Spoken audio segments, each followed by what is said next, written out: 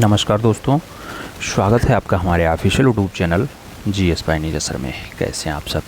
मैं आशा करता हूं स्वस्थ होंगे, मस्त होंगे और अपनी तैयारी में व्यस्त होंगे। मित्रों, तैयारी आप लोग किसकी कर रहे हैं?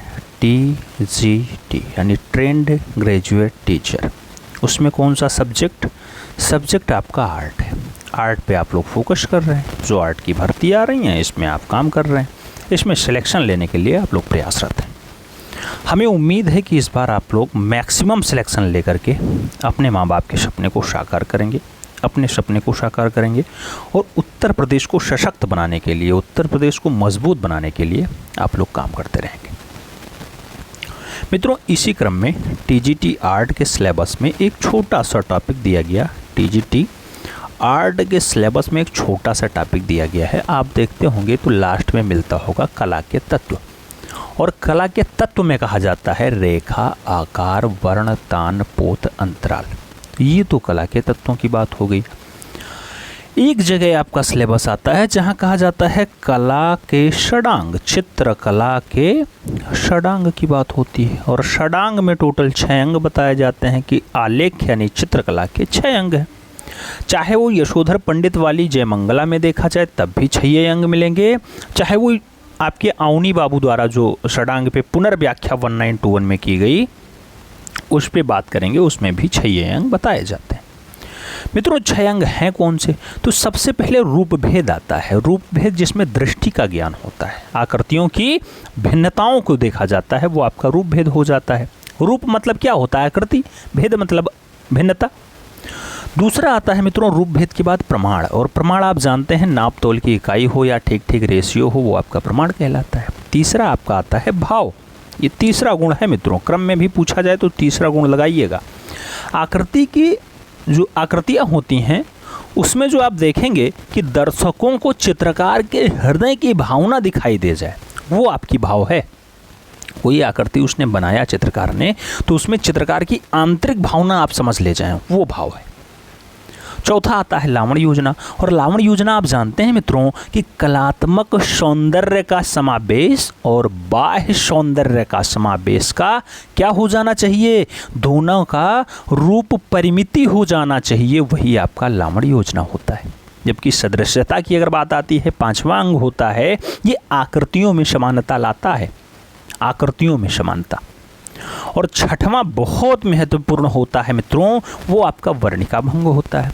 वर्णिका मतलब वर्ण मतलब होता है रंग, और रंगों का भंग यानी रंग आपस में मिलाया जाए, ज़्यादा से ज़्यादा रंगों को आपस में मिला करके उसका भंगन किया जाए, उसका सम्मिश्रण किया जाए, उससे जो चित्र तैयार किया जाए। ये चित्रकला की बहुत कठिन साधना होती है जिसमें रंगों का भंग किया जाता है। ठीक है, तो ये आपसे पूछा जाएगा कि जो आपका षडांग है इसमें वर्ण की बात कहाँ आती है, यानी रंग की बात कहाँ आती है? तो कहा जाएगा वर्णिका भंग में आती है। पूछा जाता है आपका कहाँ पर रेशियो यानी अनुपात की बात आती है, तो आप प्रमाण लगाते हैं। कहाँ पर ये दिखाया जाता है कि भाव कैसा है, तो भाव के लिए आप भाव लगाते हैं। मित्रों, आप जानते हैं कि हृदय की भावनाओं को समझना आपके षडांग में भाव से संपन्न होता है। आइए भाव को थोड़ा सा अच्छे से पढ़ते हैं। मित्रों, भाव की अगर बात करते हैं तो आकृति की भंगिमा को हम लोग भाव कहते हैं। और भाव कला को अभिव्यक्ति देती है। भाव कला को अभिव्यक्ति देती है, याद रखिएगा। भारतीय चित्रकला में भाव अभिव्यंजना को बड़ा महत्व दिया गया है। और भाव का रसों से बहुत अच्छा संबंध है, बहुत घनिष्ठ संबंध है। जैसे आप जानते होंगे टोटल 9 रसों के बारे में बात की गई है। 9 रस में श्रृंगार, हास्य, करुण, वीर, रौद्र, भयानक, विभेद, अद्भुत और शांत। 9वां रस आपका शांत ही था, जिसका जो है स्थायी भाव निर्वेद होता है। तो 9 रसों का बहुत अच्छा, बहुत घनिष्ठ संबंध है भाव से। रस सिद्धांत का प्रतिपादन सर्वप्रथम किसने किया? आप जानते हैं आचार्य भरत मुनि ने किया था। भरत मुनि ने 8 रस बताया और उनके 8 अस्थाई भाव माने जाते हैं। जैसे आप श्रृंगार का देखें तो अस्थाई भाव रति आता है, हास्य का हास आता है, करुण का शोक आता है, वीर का उत्साह आता है, रौद्र का क्रोध आता है, भयानक का भय आता है, विभीत का आपका जुगुस्सा यानी घृणा आता है, और जो अद्भुत रस था, अद्भुत में विस्मय या फिर आश्चर्य आता है। ये अस्थाई भाव बताए गए किसके द्वारा? अकॉर्डिंग टू भरत मुनि। आगे बढ़े मित्रों, अगला पॉइंट बहुत इंपॉर्टेंट है, खूब पूछा जाता है, जो आपके अभिनव गुप्त जी। अभिनव गुप्त ने नौवां रस कौन सा बताया गया? शांत रस बताया गया, इसका उल्लेख किया, जिसमें अस्थाई भाव निर्वेद है। 9वें रस के बारे में किसने दिया जानकारी? अभिनव गुप्त ने दिया। 8 रसों के बारे में जानकारी किसने दी? आपके भरत मुनि जी के द्वारा दिया गया। अब रसों के बारे में सभी को देख लेते हैं मित्रों। 9 रस और बढ़िया से अस्थाई भाव इनका देख लीजिएगा, इसका स्क्रीनशॉट ले लीजिएगा आप, ठीक है। देखो, श्रृंगार आया तो रति है, हास्य आया तो हास है, करुण आया तो शोक है, वीर आया तो उत्साह है, रौद्र आया तो क्रोध है, भयानक आया तो भय है, विविधता आया तो आपका जो गुस्सा है निगृणा हो जाता है, और जो अद्भुत है मित्रों उसमें विस्मय या आश्चर्य दिखाई देता है। जबकि जो शांत रस 9वां रस है आपका, इस शांत रस में निर्वेद्य दिखाई देता है। क्या दिखाई देता है? निर्वेद दिखाई देता है।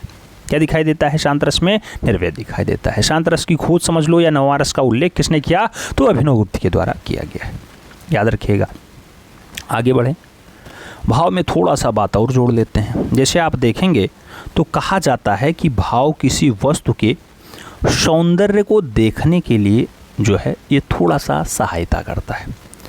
किसी वस्तु के सौंदर्य को अगर देखना है तो उसमें थोड़ा सा सहायता करेगा, क्योंकि आकृति की भंगिमा को ही भाव कहा जाता है। चित्र सूत्र में कहा गया है कि घरों में श्रृंगार, हास्य और शांत रसों के चित्र रखने चाहिए।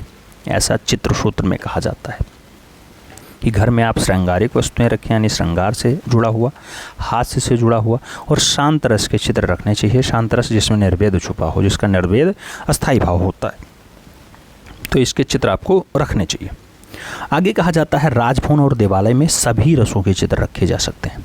राजभवन और देवालय में आप चाहे श्रृंगार रस का रखें, हरुण का रखें, करुण का रखें, वीर का रखें, रौद्र का रखें, भयानक का रखें, विविध का रखें, अद्भुत का रखें, शांत का रखें, सभी रसों का दृश्य आप रख सकते हैं। विभाव की अगर बात आती है मित्रों तो इसके भेद पूछे जाएंगे। विभाव के कितने भेद हैं? तो 2 भेद हैं। पूछा क्या क्वेश्चन से? कौन सा? एक तो आलंबन, दूसरा उद्दीपन। आलंबन और उद्दीपन किसके 2 भेद होते हैं? विभाव के। और अनुभाव के कितने भेद हैं मित्रों? तो जब अनुभाव की बात आती है तो इसके 3 भेद लगाइएगा, जिसमें एक कायिक होता है, दूसरा मानसिक होता है, तीसरा सात्विक होता है।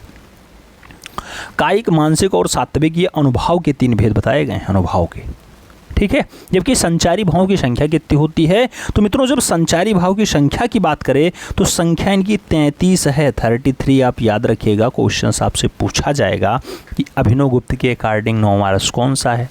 तो शांत लगाइएगा।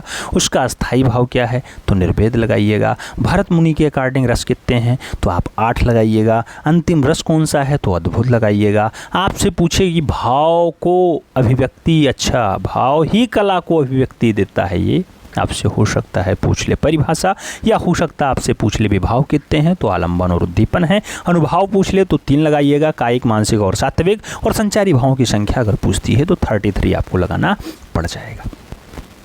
तो इस टाइप से हमें उम्मीद है कि आपका भाव बहुत अच्छे से क्लियर हो गया होगा और रूप भेद का सभी क्रम भी अच्छे से याद हो गया होगा। रूप भेद, प्रमाण भाव, लावणी योजना, सदृश वाणी का भंग, और इस टाइप से आप चित्रकला के 6 अंक कंप्लीट कर पाते हैं। उम्मीद है समझ में आया होगा। मिलते हैं शॉर्ट में, तब तक के लिए दिल से सैल्यूट। जय हिंद।